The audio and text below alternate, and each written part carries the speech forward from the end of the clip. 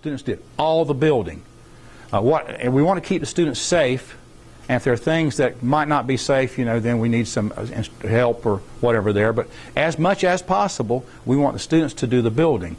I told Paul yesterday over stories. I won't go into stories now, but I've had so many stories over the years, especially with cars, like mousetrap cars and electric cars and things like that, where the parent would get so involved with the car that the parent would kind of build the car. I actually had one almost doing a competition, and the student was going to set it up, and the parents, don't touch that.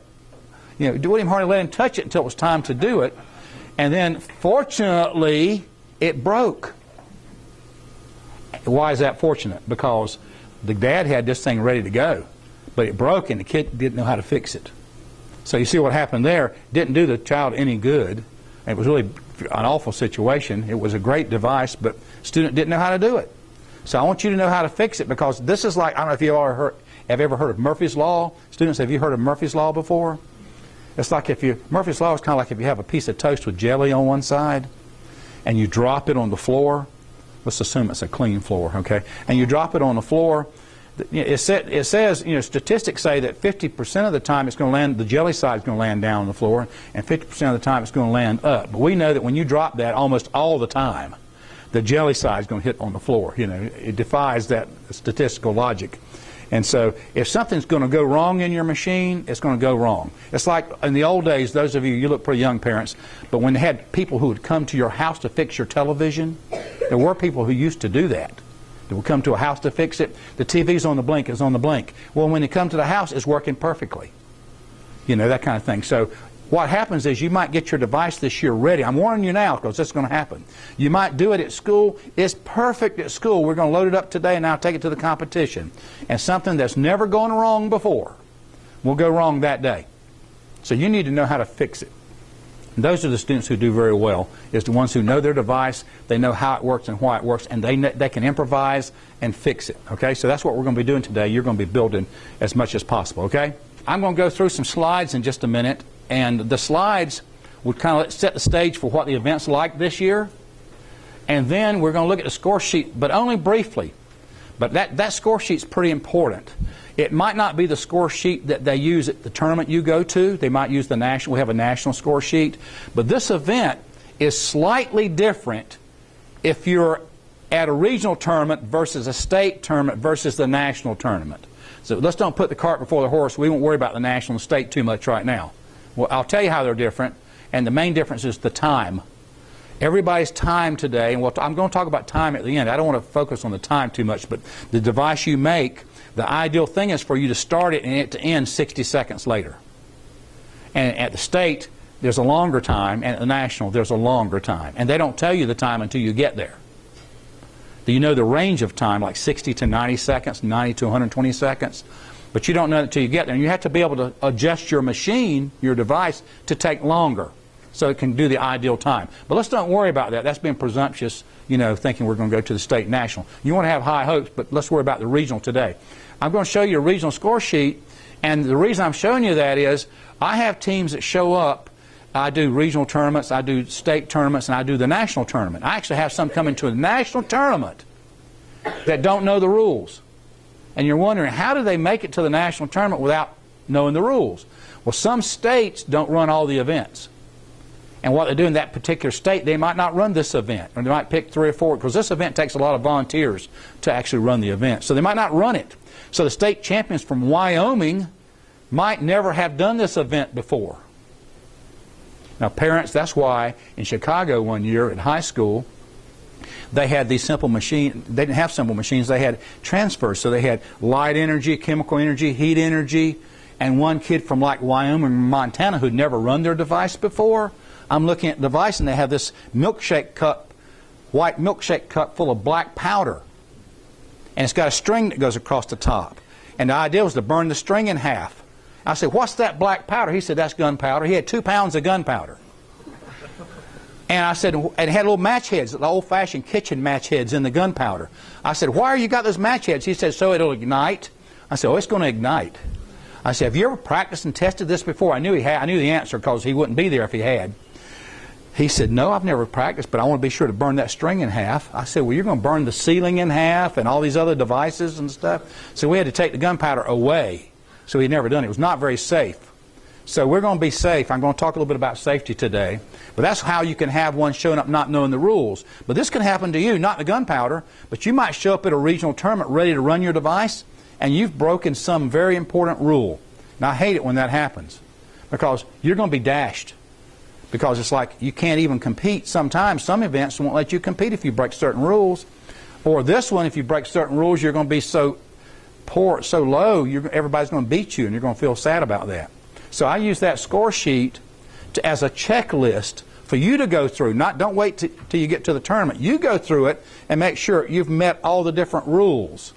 That way when you get there, you qualify. And automatically, a team that brings a device in that meets all the rules will beat any other teams that don't meet all the rules. And at a regional tournament, I've been there. I've got to some regional tournaments sometimes where I've been to some where there are like 10 teams that don't meet the rules. And so anybody who meets all the rules beats 10 teams. But it's sad when you don't follow the rules. So that check sheet, you're going to get a copy today.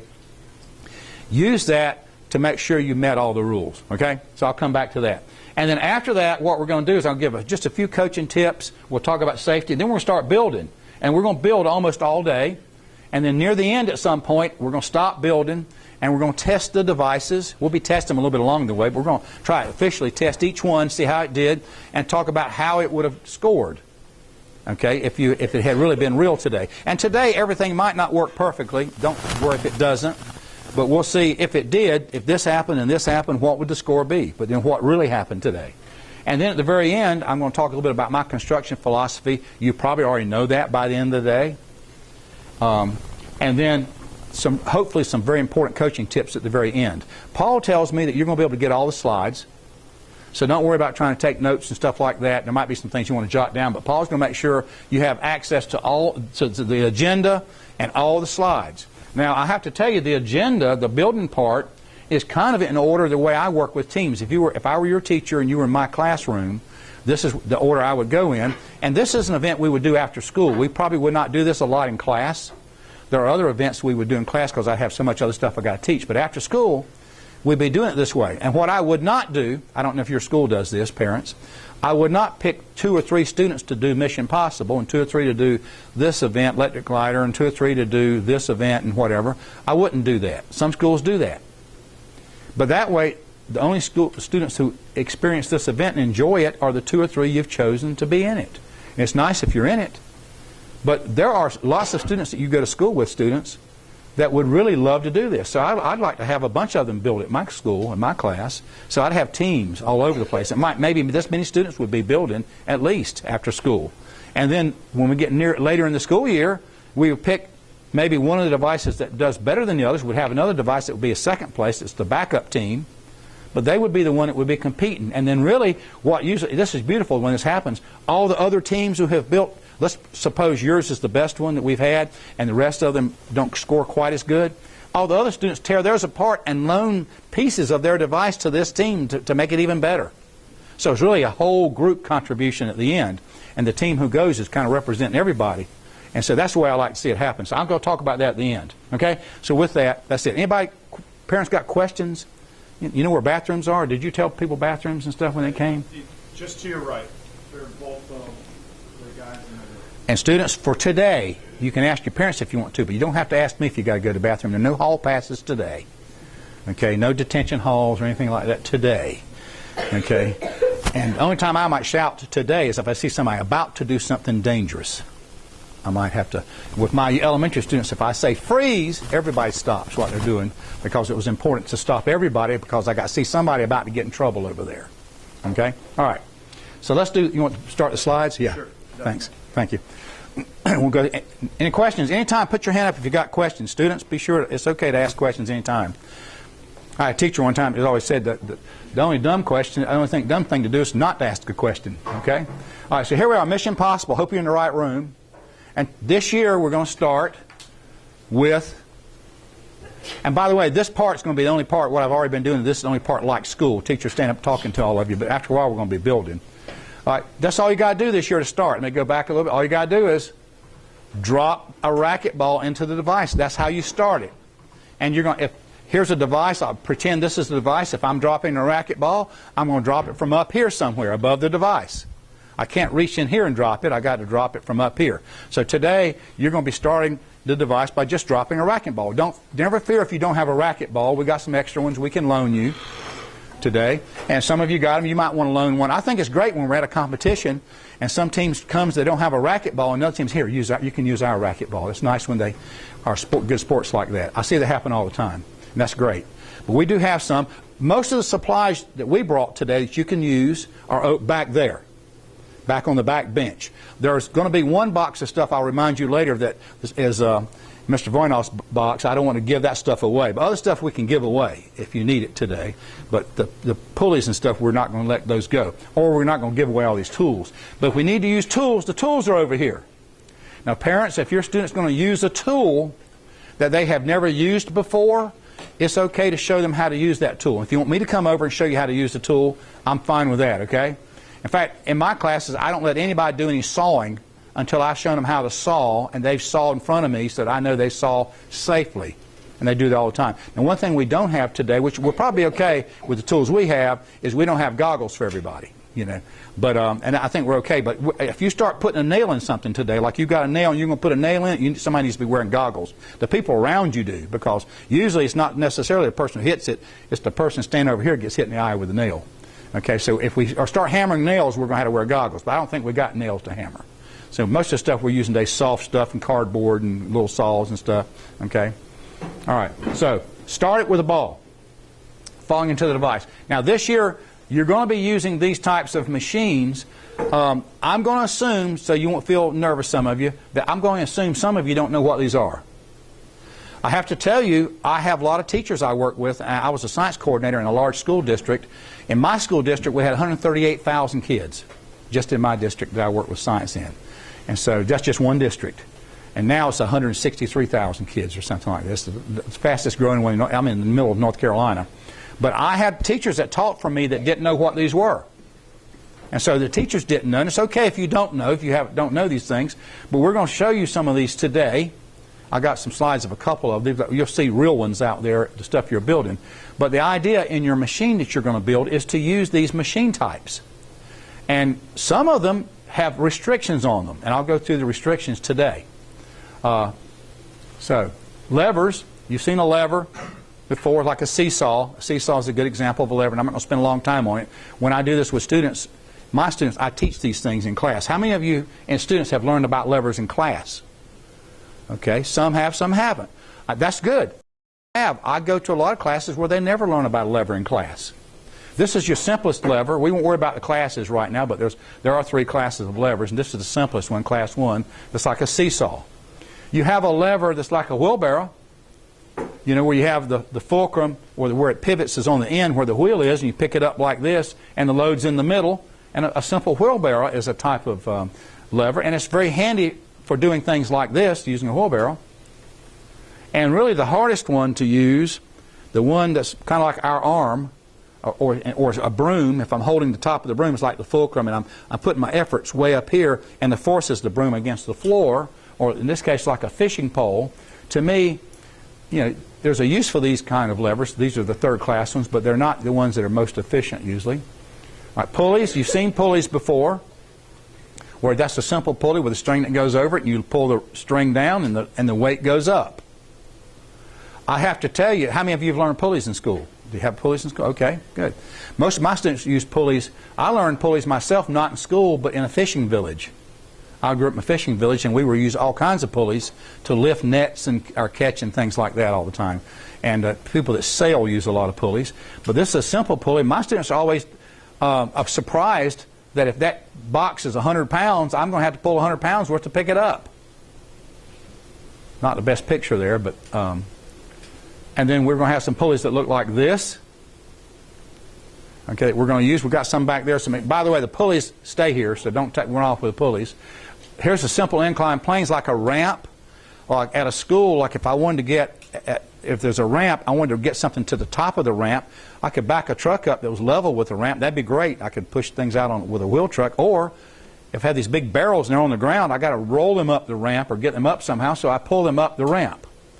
Now that's an inclined plane. But unfortunately this year, you can use an inclined plane, but for it to count, you've got to push or pull something up it. You can't just let something roll down an inclined plane, which you can, but it won't count. Okay, so something sliding down an inclined plane or rolling down will not count as an inclined plane. It only counts if something goes up it. And for it to count, it has to move at least 10 centimeters along the plane.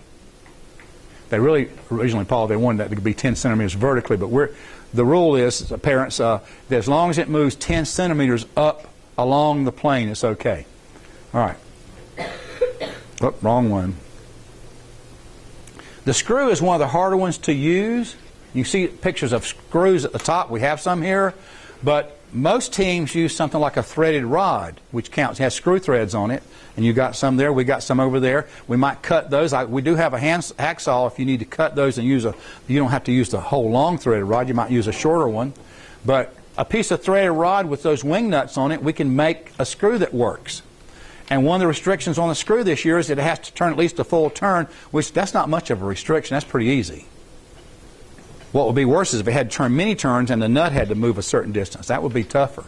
We're not doing that this year. Might do it next year. A wedge. You see an example there of a wedge at an airport where they got a wheel, something, chalk or something under the tires so the airplane doesn't just roll off. That's a wedge.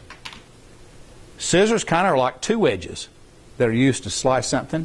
The only problem is a wedge only counts if you, like the scissors do count, or a wedge that's pushed between two things that separates them, that counts. But pulling a wedge out of something and then letting it fall will not count. That's a wedge, but the rules say the restrictions are the wedge has to be pushed in so that it separates two things. And I'll show you some examples. You got lots of stuff. We made some wedges. We got some wood ones back there we'll give you. If you'd like to have one of those today, you can use one of those in your device. Okay. Wheel and axle is one of the harder ones to understand sometimes. What it is not is like a matchbox car. You might call that an axle that's under there, and that's a wheel that turns, but that wheel and axle do not turn together. The wheel just spins freely on what you call the axle. So that's not truly a wheel and axle. A true wheel and axle is kind of like a screwdriver. If I got a screwdriver and I'm turning it, it's like I'm grabbing the handles like the wheel, and the shaft of the screwdriver that's going to turn the screw is the axle, and they both turn at the same time. And the fact that the handle's bigger than the axle gives me a little advantage. I don't have to turn as hard to turn the screw. So that's kind of like the two pictures above. You can see both of them are. So a wheel and axle that works nicely in the machine is like a little dowel rod with a spool on it, and you see it's got string on both pieces, so that when you pull one piece of string, it makes the other one wind up and lift something. Now the good news is on a wheel and axle, I believe it lets you either lower something or raise something, either way. So it's not quite as restricted. But just a car rolling, now I have some that have a car that rolls down an inclined plane. That has two problems. The car doesn't count as a wheel and axle, and inclined plane doesn't count because it's going down. But they show up at tournaments and want to count that, and I have to explain why it doesn't count. Okay, this year there's no electrical. And it's funny, I hate to say this, I know none of you would do this, but I get all these questions from all the teams all over the country. Every time there's a question that comes asked to the national website, I have them all the time. Here's a question I'm going to get asked a lot this year. The rules say we can't use any electricity, but it's okay if I use just a little bit? And I feel like saying, being facetious, say, oh, just for you. Nobody else in the country can use it except you. But no, the answer is no. We just say no on that one. So you can't, and they'll forget, they'll have a flashlight or something they turn on to do something. And well, it's not doing much. Well, it's got electrical, it's using electrical, so you can't use it. So no electrical. You say no motors, or electric motors, no. Now wind-up motors are okay. And that's a good clue. That's a good tip. Wind-up motors are okay. So remind me later today, I'm sorry y'all won't be here at the end, but remind me near the end today, come back to wind-up motors, why they're so good, okay? But not electrical ones. None of that electrical stuff you can use. All right. Actually, I'll go back. It says no electrical components, so you don't want, I wouldn't even use any. Even though you're not using electrical, I wouldn't even use any components. All right. Candles. It does allow you to use 3 candles, but I'll tell the group, it doesn't give you any points for using candles. You don't get any points for using a candle. So if you were going to burn a string in half versus if you were going to cut it with a pair of scissors, not you, the device, something falls on the handle of the scissors, makes the scissors do this, and cuts the string in 2, what are you going to do? Yeah, what you going to do? Wouldn't the candles take longer though and add like points? No. Well, yeah, they take longer in time. I haven't taught how those points count. It does, you get more points for it taking 60 seconds. You get 2 points per second. That's 120 points. So yes, but the rules also say no fuses. So if you've got a candle burning and you burn a piece and it's burning like a fuse, that won't count. We have to make you take that out of the device. But a candle with a string waiting to burn, it's using time. So you're right. For every second that goes on, you get 2 points. So that's good.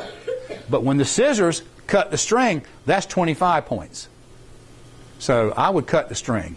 And 2 reasons for not using candles, I can tell you, but this happens every year if I use candles. And many schools now don't even allow candles to be used in the classroom. It's forbidden. But I might have a candle on a table we're going to use later and it's lit. Somebody's going to lean over and do something. And if you got long hair, you can set your hair on fire real fast with a candle. So candles can be very dangerous. Like long hair would be very bad to set your hair, one side of your head burned off there because you leaned over. Students do it all the time. They lean over and they'll burn a part of their body or something will get burned leaning over. So be careful. I would suggest don't bother with them. They are good timing devices. I'm going to talk about timing later. But there are safer ones that you could use for timing, okay? All right. So they're possible. But doing this on the right, that's a fuse. If this candle burns and then this material burns over to the other candle, that's a fuse. This wouldn't be allowed. It had to be removed. Simple candle, you can use up to 3 candles. A simple candle is allowed, but not a fuse, and that's a fuse.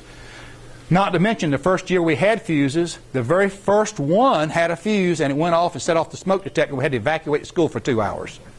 They had a county ordinance in that county that if you had a fire alarm went off at a school, you couldn't go back into the school until every room in the school had been checked to make sure there was no fire. So we'd wait for the fire department to get there, and here it was February and they're all standing outside for 2 hours because of that fuse. So we're not real high on fuses. Okay, you can have some chemical reactions that go on in your device. They take time. A good safe one is the one on the upper right. We have stuff here for you today like vinegar and baking soda and balloons.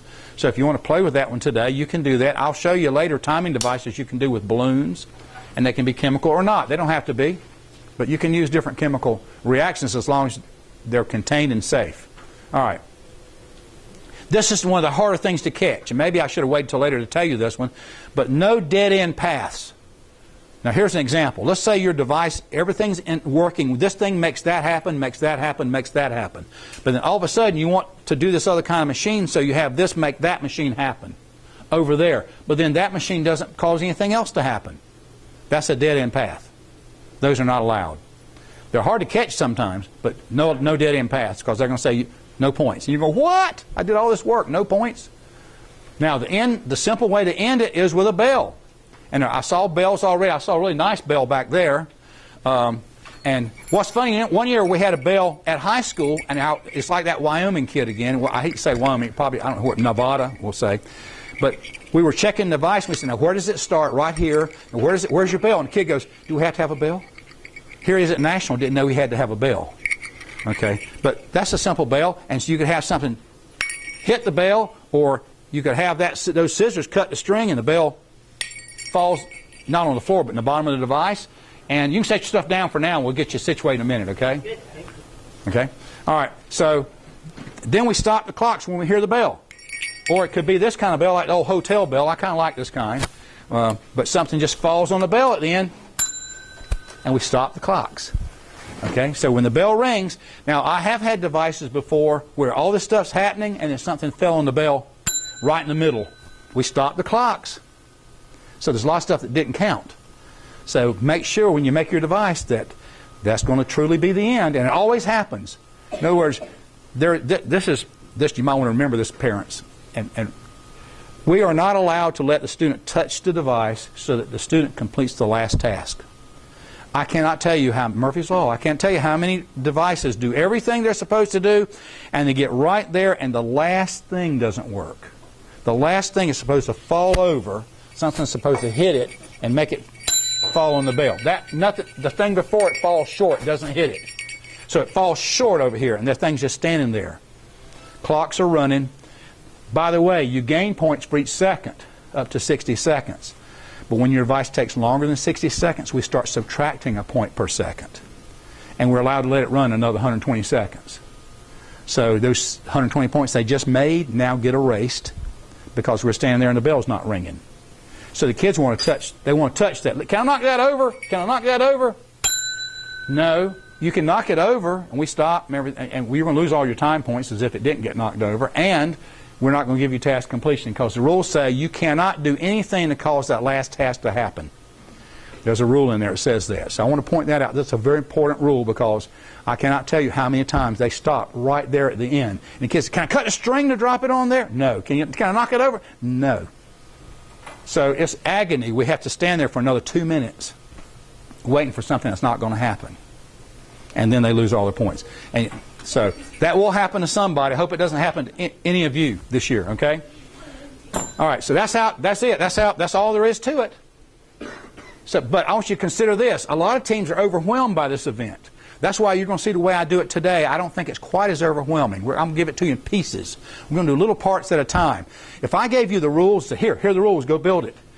Most teams go, this is overwhelming. There's just so much. But if you do it in pieces, it's not so bad. So we're going to try to do that this year. But I want you to consider this. Here's a team that shows up, and the rules say that if you show up and you have to make a list of what your machine is going to do. It's called it's action sequence list. You have to make a list. It tells you how to do that in the rules. And you do that. And you have it ready. It's on time, and it's just as described in the rules. You get 25 points. There's like 4 requirements that go with it. So that's 100 points just for you making your list, and it's accurate. You have 30 minutes to set your device up when you get to the competition. So once you set it on a table and they say, okay, you're ready to compete, set it on a table, start setting it up. You have 30 minutes. You can take longer. We had one at National one year, it took 3 hours. He was by himself and it kept breaking. But he finally got it to run. It was really good, but he didn't get those 50 points because he took more than 30 minutes. But he was willing to do that because he was going to get a lot more than 50 running it. But if you set your device up and it's ready to go within 30 minutes, you get 50 points. It stops. You drop a racquetball from above the device and it starts. 100 points. Let me come back to that smaller one. It uses, let's say it's supposed to run 60 seconds, but it runs at 50. You get 2 points per second. That's another 100 points. It wasn't ideal. 60 is ideal, but okay. And then in it, you get to use levers and pulleys and stuff. But let's say it only does, you drop the ball, it has a first-class lever that tips, and the first-class lever does a pulley that makes the bell ring. So you only have 2 machines in it. 25 points. That's one correct action transfer, and it rings that bell, 250. You've just made 655 points. You're going to beat a lot of people if you get 655 points. So I had one last year where 2 boys showed up. They were high school, but they showed up with junk. In other words, they decided they weren't going to do it, and on the bus or before school, before they came that day, they grabbed a bunch of stuff and they were just going to drop a ball on a bell. I mean, it didn't have a ball last year, it didn't have a bell, but that's what it would be equivalent to, dropping a ball on a bell. And I said, how, that's kind of embarrassing. You drop, it would be no time.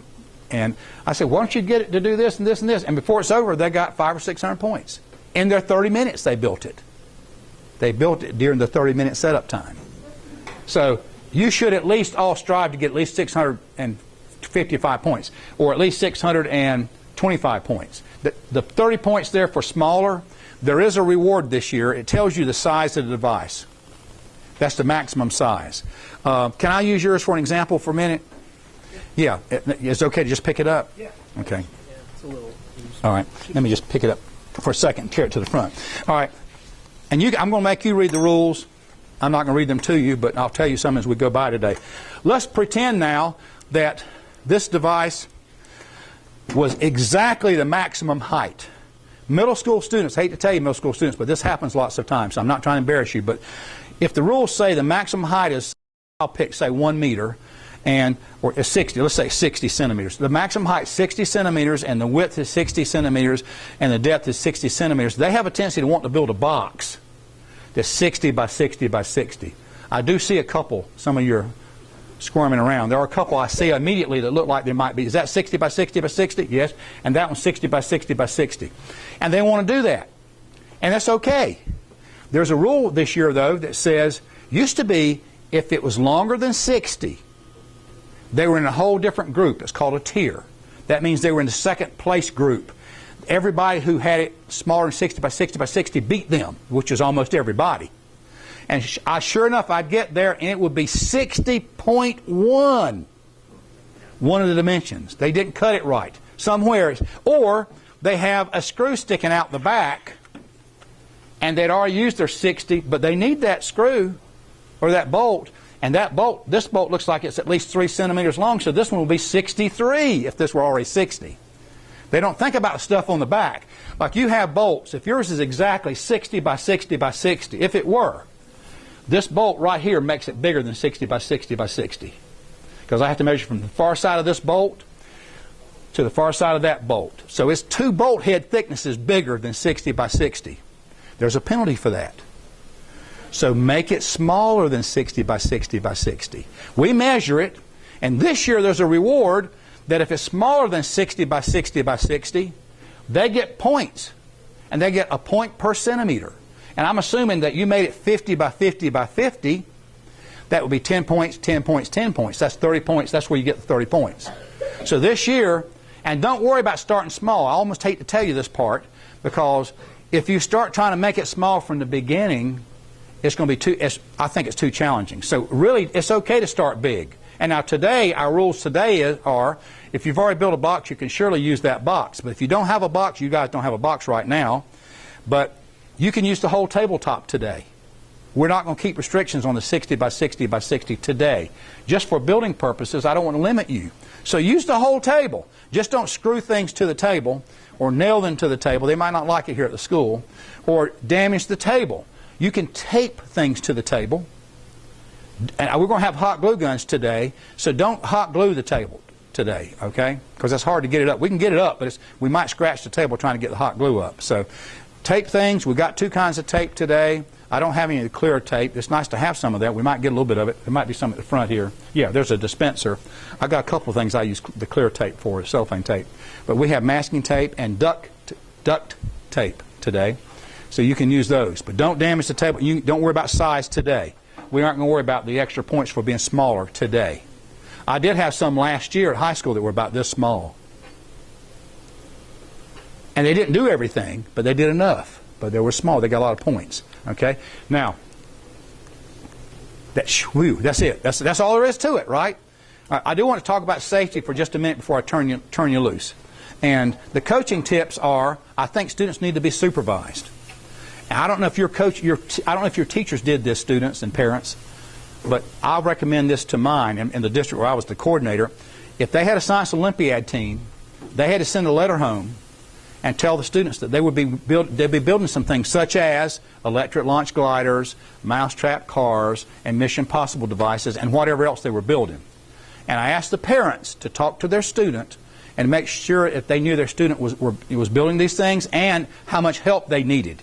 And I asked them to please supervise the student if they were using any tools, and to really not let them use any power tools. They weren't supposed under 18 years of old, unless they're in a certain class, they shouldn't be really using power tools. Now, they're the parents. If you decide you're going to let them use a power tool, that's up to you.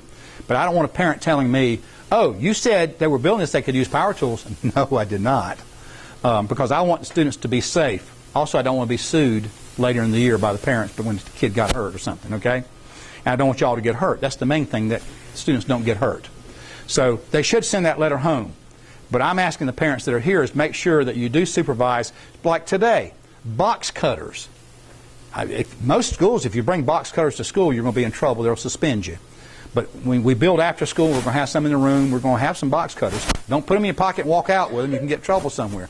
And all the tools are Mr. Voynall's tools, so don't walk off with them today. But we're going to use box cutters.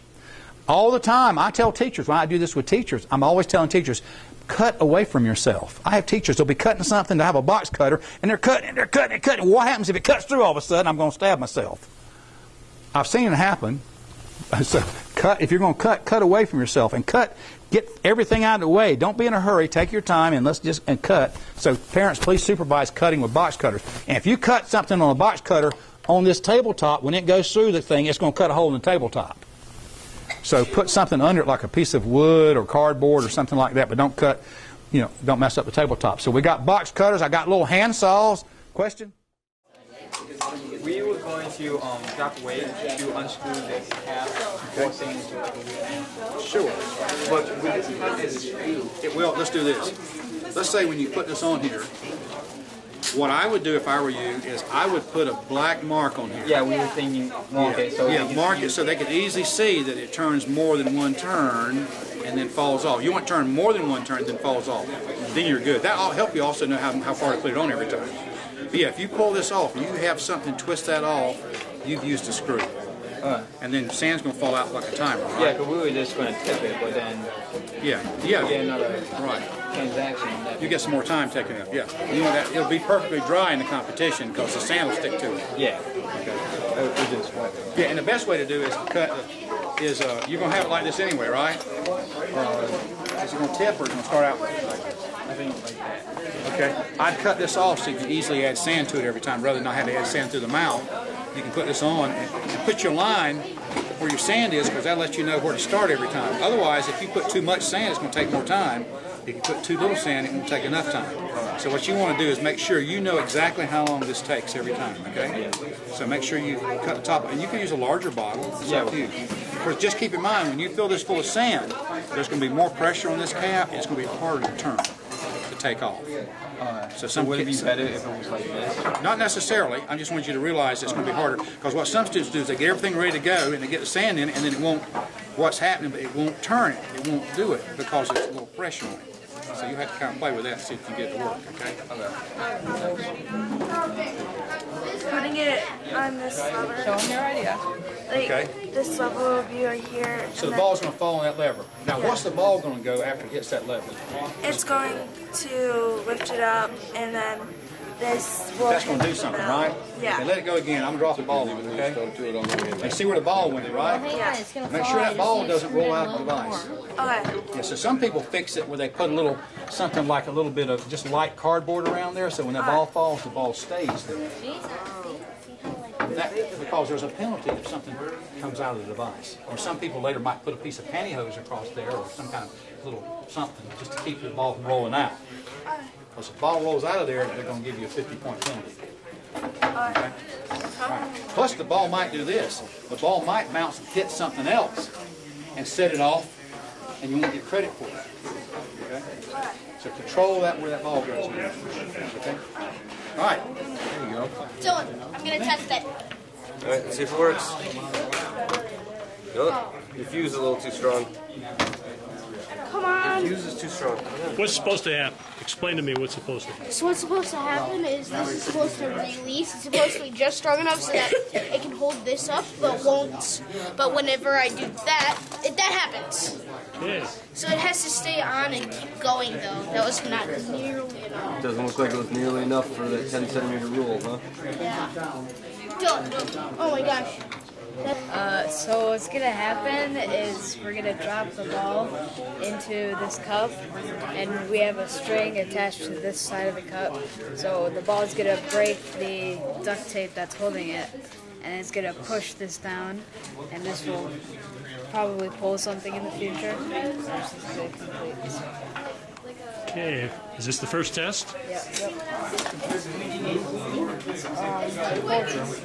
It pulled something. Okay, what do we think happened? I think maybe it did what it did.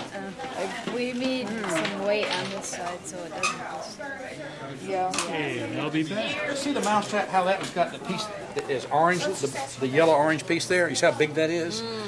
That's harder to miss. So you got to hit anywhere on that orange? You got to hit that anywhere, whereas the other piece you have is just that little piece of metal you got to hit. Yeah. That is a whole lot easier to hit. Is that okay? I can get those. Yeah, see, so if you hit that anywhere, it's going to trip. Yeah, so see, Pretty big. If I hit that anywhere, I hit him on the edge right, it's going to work. So Okay, so it's going to start there, and we're going to drop the ball in. It's going to be caught by this thing, so it doesn't go off. It's going to hit the dominoes, which is then going to trigger the pulley, releasing the marble. It's going to come down here, through there, and fall on the mousetrap, releasing the mousetrap. Go for it.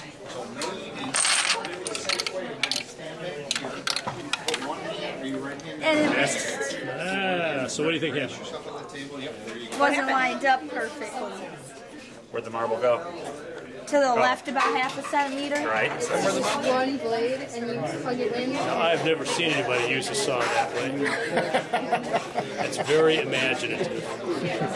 I just pulled this out. So what's going to happen? You hold one end of this, and I hold the other end. You hold the other end. Okay, so What's going to happen to make this turn? here's eventually what I thought was Alright. going to happen. Like this marble will come down, and it would like hit another marble off this end. Like it would hit a marble, and then that one would just keep going. But that marble would go in here. Now, if that marble keeps going, does it just stop? Or is the marble going to fall into the paddle wheel? Can the first marble keep going along the track? No, that's a dead-end path. If it keeps going and does something else over here, but yet you've got the paddle wheel turn over here, that's a dead-end path. You don't want to do that. But if that marble falls in the paddle wheel, it's going to turn the paddle wheel a little, but not much. What do you have to do? You ever seen a paddle wheel that makes electricity or grinds up milk? Doesn't it turn? Yeah, it has water, exactly. It turns, water is flowing all the time, right? You need something to flow that's going to keep hitting this wheel, make it turn at least a couple. Something's going to have to hit it to make it turn at least a whole turn. Okay? What could that be? What would be? One marble won't do it. What if you had, all this happens, you had like somewhere a whole tray of marbles ready to go. And it only takes a marble to hit them to get them going. And then a bunch of marbles fall and hit you. What do you think? So you can use a bunch of marbles. Some people would use sand. Like you could pour some sand out of a, let's say you had a 2-liter bottle here. A 2-liter bottle with sand. Somebody pulled the plug out of the bottle and sand starts falling out of the bottle. And it starts hitting the wheel like water, but it's sand. See, it's going to turn it, right? That could work. Or marbles or something else. But like you said, the water. Yeah, there you go. See, and when that falls out and that opens up, the sand starts falling out and makes the wheel turn. Is this yours? Good. Good. So something like that. And all it's going to take to make that work is you're going to have something. It's like this is like this, and something's got to pull this out from under it like that. This is yours, I think. So all you got to do is have a string or something tied to it, so when something falls, it goes, and the sand starts falling out on the paddle wheel. Okay, there you go. Good deal. Like water in the stream. Okay. Now, the hard part for you is going to be to figure out how to rig that up. That's going to be not easy, but you can do it. One end of it could be sticking in somewhere like your board. One end. But you're going to have something over here to hold the other end, right? Well, not really. Look at one over there in the corner, and they start right. They got the bell. You can ring the bell. It's 250. They got maybe 2 machines. That's 25. They got the sheet turning in time. That's 100. But it all happens in 2 seconds. A lot of you will admit yours will happen in about 2 seconds. That would be 4 points. But so we got to figure out how to slow your device down. So what I want to do after lunch is I want to show you, I've shown some of you pieces of timing devices, but I want to show you about 3 or 4 very simple timing devices. A sand timer, a water timer, a balloon timer, a chemical reaction timer. I can show you 3 or 4 different timers that are easy to do. And you can add those in your device. And then for every second that timer goes, you get 2 points. So if that timer goes 55 seconds, 110 points. And then it does all the other stuff in 2 seconds, so there's 4 more points, okay? So that's what we're going to do after lunch. And then, after we learn how to delay these a little bit, we're going to talk about the size. I've only talked about the size a little. I don't want you to exceed 60 because there is a 25-point penalty for each of the 3 dimensions that exceeds 60. So we don't want to exceed 60. But if you get smaller than 60 centimeters, for every dimension that's smaller, you get 1 more point for each centimeter smaller. And sometimes I've seen students come with their whole device as a box, but everything's over on this side of the box. They could have cut the box in half and gotten rid of that other half and moved the wall in and gotten a lot of points just for being smaller because theirs is skinny, tall, and deep.